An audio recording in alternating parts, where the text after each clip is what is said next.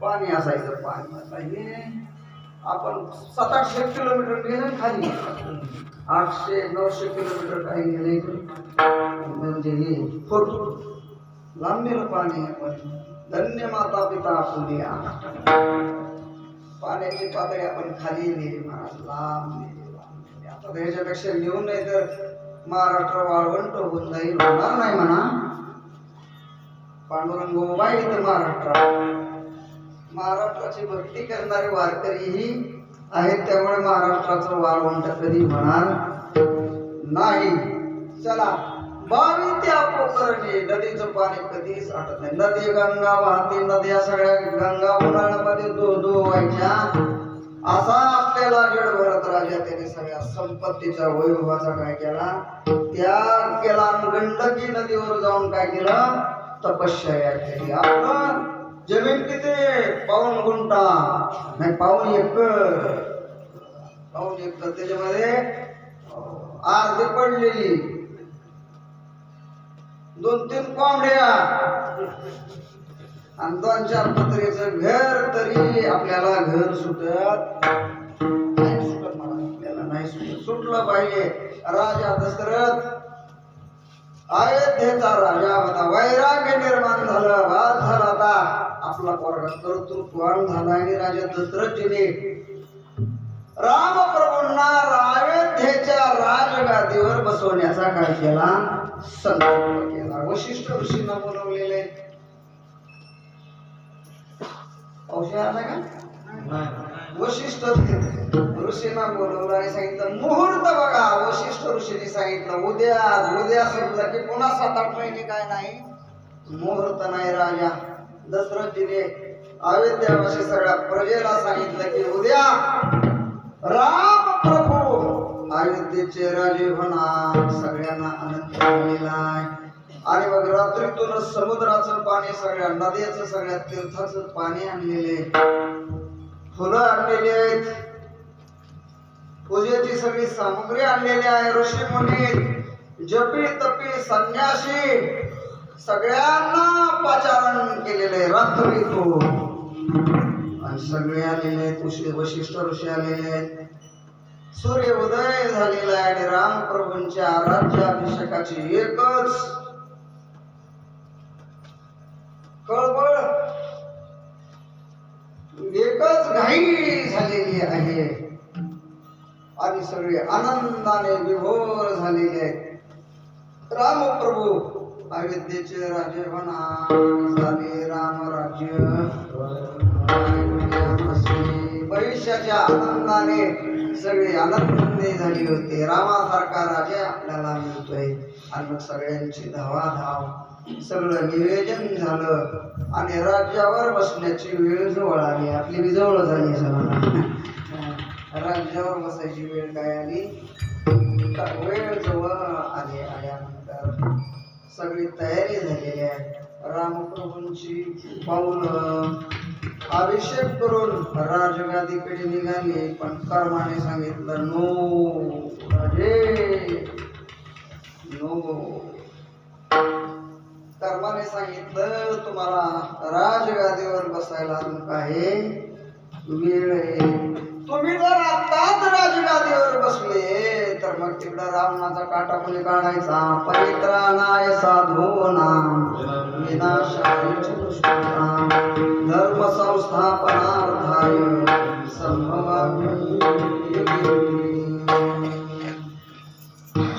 त्यांचा काटा कोण काढणार, कर्माने सांगितलं नाही.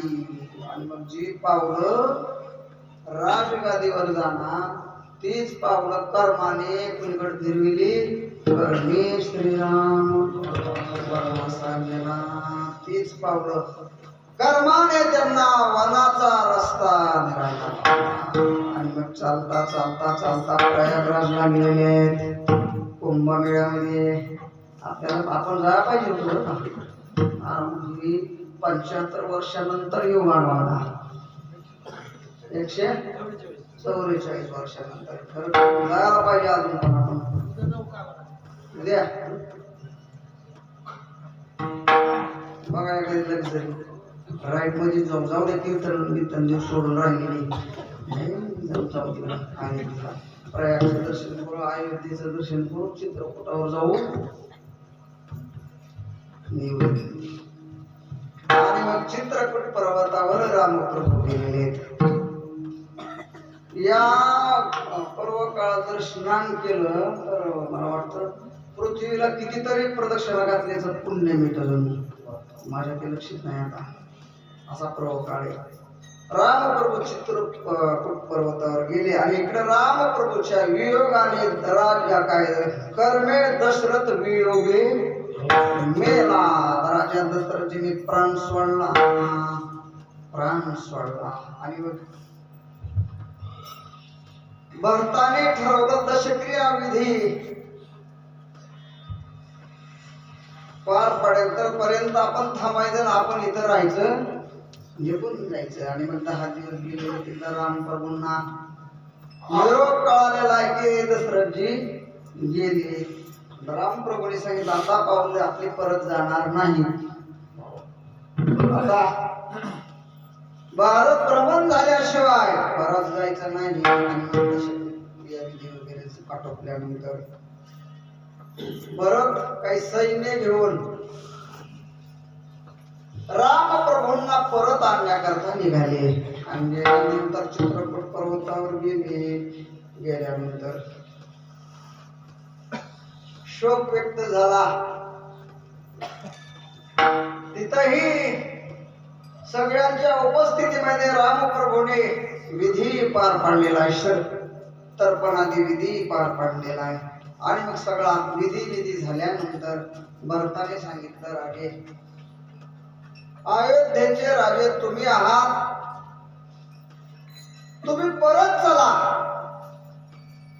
रामप्रभूंनी सांगितलं मला परत येता येत नाही. अयोध्येचा राजा तू हो आणि तिथलं सगळं कारभार तू पहा.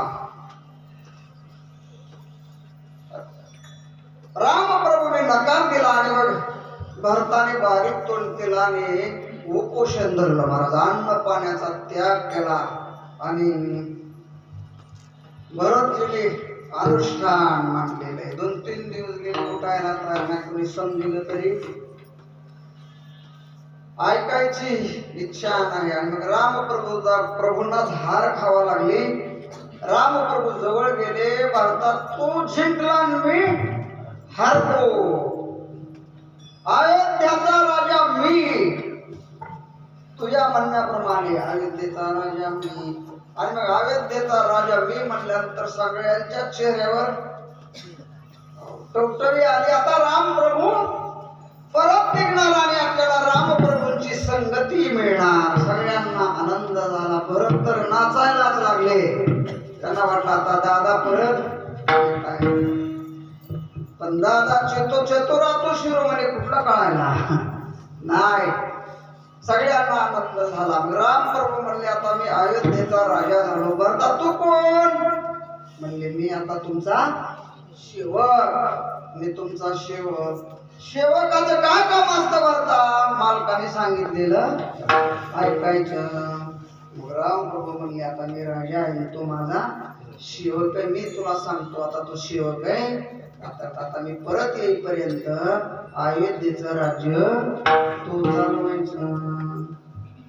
त्यांनी सांगितलं राजा म्हणून नाही, तुमचा सेवक म्हणून मी काय करतो काम करतो. पण राजा म्हणून सेवक होऊन का होईना अयोध्येचं राज्य मी परत येईपर्यंत राज्य शासन तो चालवायचं. बरं त्यांनी सांगितलं काय हरकत नाही. पण म्हणले गादीवर काहीतरी अधिष्ठान असलं पाहिजे. त्यावेळेला काही फोटो बिटो नव्हते, मोबाईल. आता मोबाईल, जेवताना फोटो, चालताना फोटो म्हणजे डिजिटलचं काय युग आहे. त्यावेळेला काय नव्हतं. भरताने सांगितलं दादा गादीवर ठेवण्यासाठी काहीतरी काय पाहिजे, अधिष्ठान असलं पाहिजे. तेवढ्या तुमच्या पायातल्या काय द्या, खडावा द्या. आणि मग रामप्रभूंना द्यावा लागले तर पायातल्या खडावा दिल्या. भरताने सांगितलं आता मी या राजगादीवर ठेवणार, याची रोज पूजा करणार. या पादुकाची आज्ञा घेऊनच मी तारका या पालकाचे आज्ञा घेऊन मी काय करणार, राज्य शासन करणार. आणि मग भरताने त्या पादुका घेतलेल्या आहेत, डोक्यावर घेतलेल्या आहेत. आणि भरत आपल्या सगळ्या नेलेल्या लोकांची परत गेले.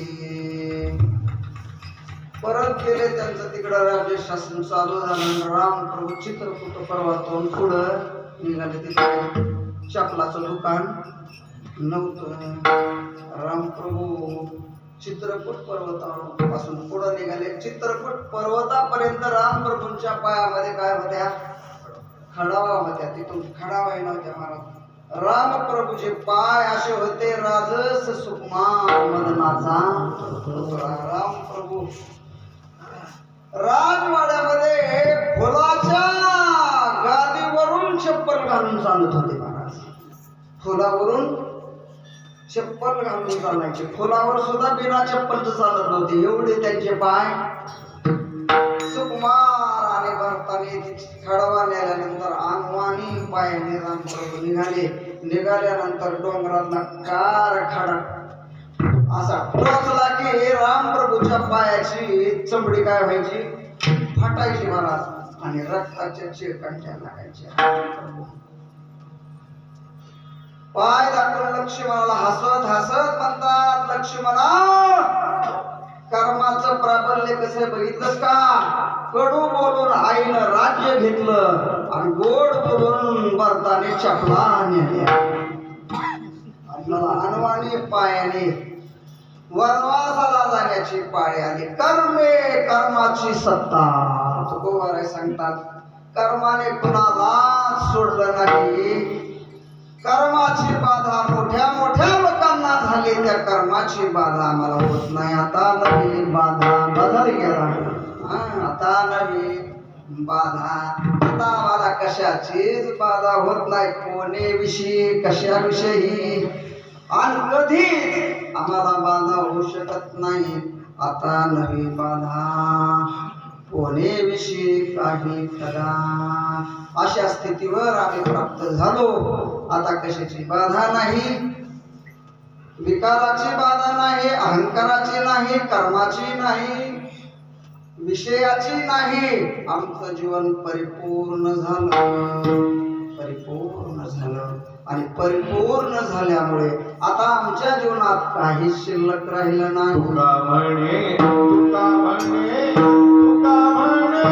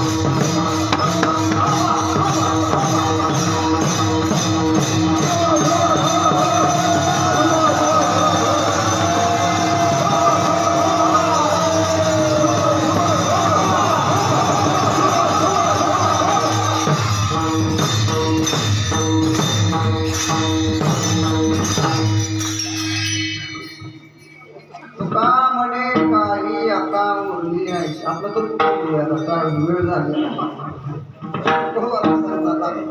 पार उतरल्यापुढे आमच्या जीवनामध्ये आता काही शिल्लक राहिलं नाही. चिंता राहिली नाही, भीती राहिली नाही, दुःख राहिलं नाही, मोह राहिला नाही, मोह राहिला नाही. आणखीन काय मिळवायचं शिल्लक राहिलं नाही. काम नाही, काम नाही, झालो पाही रिकामा. पार उतरलो म्हणजे देव झालो, आणि देव मिळवल्यानंतर पुढं काहीच मिळवायचं शिल्लक राहत नाही. तेव्हा आम्ही स्वरूपाने देव झालो. त्यामुळे आता प्राप्तव्य काही राहिलं नाही. तुका म्हणे काही आता उरले आयशे, काय मिळवायचं शिल्लक राहिलं नाही. तेव्हा आमचं जीवन परिपूर्ण झालं, कृत्य झालो. इच्छा केली ते पावलो. तेव्हा आणि साधना केली, देवाचं नाम कंठामध्ये धरलं. भगवंताने आम्हाला शक्ती दिली आणि आम्ही देवापर्यंत गेलो नाही. आम्ही देव झालो. झाला स्वयमी पांडुरंग तुकिता तुलनाशी ब्रह्म तुलाशी आले. परब्रह्म स्वरूप झालो आणि आमचं जीवन परिपूर्ण झालं. उतरलो पार सत्य झाला. हा निर्धार, हा माझा काय अनुभव आहे. आता आम्हाला जगामध्ये कोणी स्त्री नाही, कोणी पुरुष नाही. पाहे तिकडे बापाय विठ्ठल आहे, रघुनाई. विठ्ठल जेडी स्थळी मला जे जे दृष्टी दिसे ते हरे.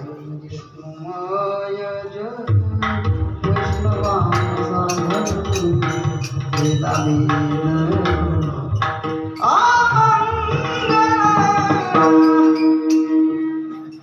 समजा आपण जेवायचं तुम्हाला सांगतात आमचं जीवन